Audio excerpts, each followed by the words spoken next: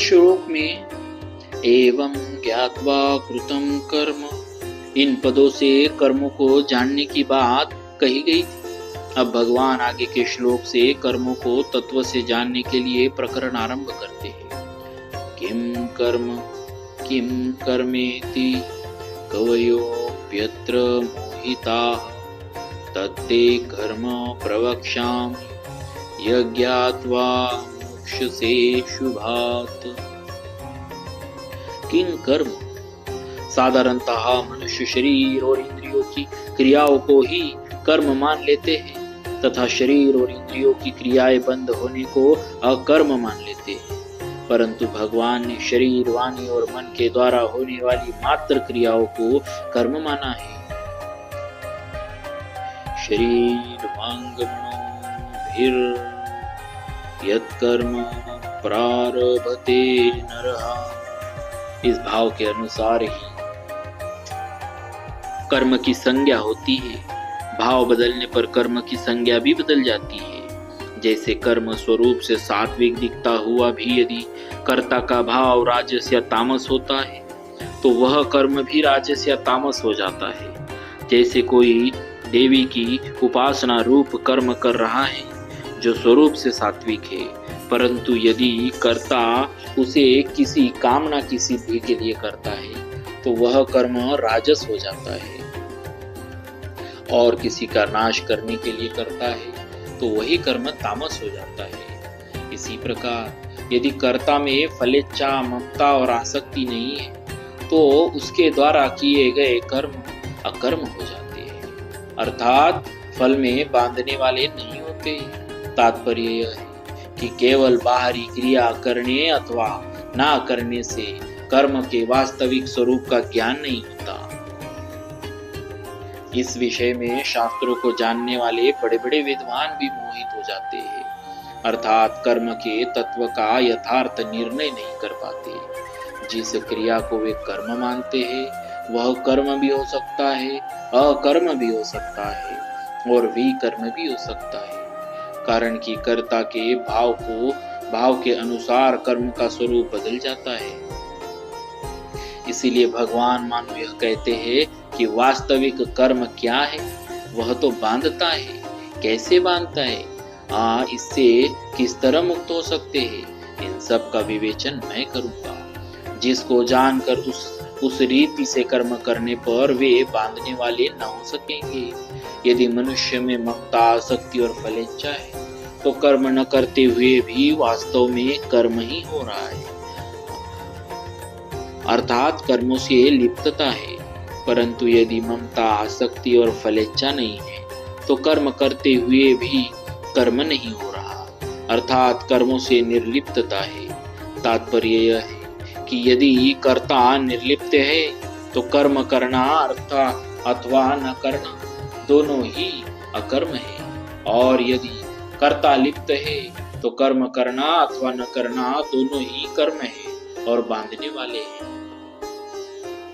किम कर्मेति, भगवान ने कर्म के दो भेद बताए हैं, कर्म और अकर्म। कर्म से जीव बनता है और अकर्म से दूसरों के लिए कर्म करने से मुक्त हो जाता है। कर्मों का त्याग करना अकर्म नहीं।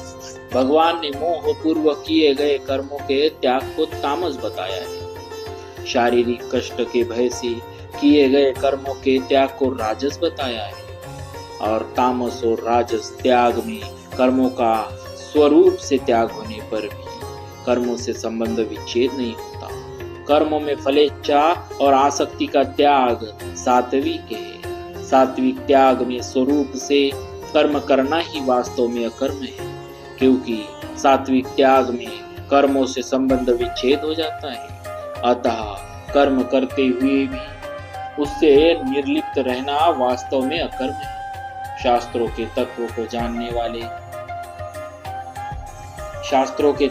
जानने वाले विद्वान भी अकर्म क्या है इस विषय में मोहित हो जाते हैं। अतः कर्म करने अथवा ना करने दोनों ही अवस्थाओं में जिससे जीव बंधे नहीं, उस तत्व को समझने से ही कर्म क्या है और अकर्म क्या है यह बात समझ में आएगी। अर्जुन युद्ध रूप कर्म ना करने को कल्याणकारक समझते हैं। इसीलिए भगवान मानो यह कहते हैं कि युद्ध रूप कर्म का त्याग करने मात्र से तेरी अकर्म अवस्था बंधन से मुक्ति नहीं होगी। प्रत्युत युद्ध करते हुए भी तू अकर्म अवस्था को प्राप्त कर सकता है। अतः अकर्म क्या है, इस तत्व को तू समझ। निर्लिप्त रहते हुए कर्म करना अथवा कर्म करते हुए निर्लिप्त रहना, यही वास्तव में अकर्म अवस्था है। कवयो यत्र मोहिताः, साधारण मनुष्य में इतनी सामर्थ्य नहीं कि वे कर्म और अकर्म का तात्विक निर्णय कर सके। शास्त्रों के ज्ञाता बड़े बड़े विद्वान भी इस विषय में भूल कर जाते हैं। कर्म और अकर्म का तत्व जानने में उनकी बुद्धि भी चकरा जाती है। तात्पर्य यह हुआ कि इनका तत्व या तो कर्मयोग से सिद्ध हुआ, अनुभवी तत्वज्ञ महापुरुष जानते हैं, अथवा भगवान जानते हैं। तत्ते कर्म प्रवक्ष्यामि, जीव कर्मों से बंधा है तो कर्मों से ही मुक्त होगा। यहाँ भगवान प्रतिज्ञा करते हैं कि मैं वह कर्म तत्व भली भांति कहूंगा जिससे कर्म करते हुए भी वे बंधनकारक न हो। तात्पर्य यह कि कर्म करने की वह विद्या बताऊंगा जिससे तू कर्म करते हुए भी जन्म मरण बंधन से मुक्त हो जाएगा। कर्म करने के दो मार्ग हैं, प्रवृत्ति मार्ग और निवृत्ति मार्ग। प्रवृत्ति मार्ग को कर्म करना कहते हैं और निवृत्ति मार्ग को कर्म ना करना कहते हैं। ये दोनों ही मार्ग बांधने वाले नहीं। बांधने वाली तो कामना ममता आसक्ति है, चाहे यह प्रवृत्ति मार्ग में हो चाहे निवृत्ति मार्ग में हो। यदि कामना ममता आसक्ति ना हो तो मनुष्य प्रवृत्ति मार्ग और निवृत्ति मार्ग दोनों में स्वतः मुक्त है। इस बात को समझना ही कर्म तत्व को समझना है। दूसरे अध्याय के 50वें श्लोक में भगवान ने योग कर्मसु कौशलम, कर्मों में योग ही कुशलता है, ऐसा कहकर कर्म तत्व बताया है। तात्पर्य है कि कर्म बंधन से टूटने का वास्तविक उपाय योग अर्थात समता ही है, परंतु अर्जुन इस तत्व को पकड़ नहीं सकते। इसीलिए भगवान इस तत्व को पुनः समझाने की प्रतिज्ञा कर रहे हैं। बोलिए भक्तवत्सल भगवान की जय।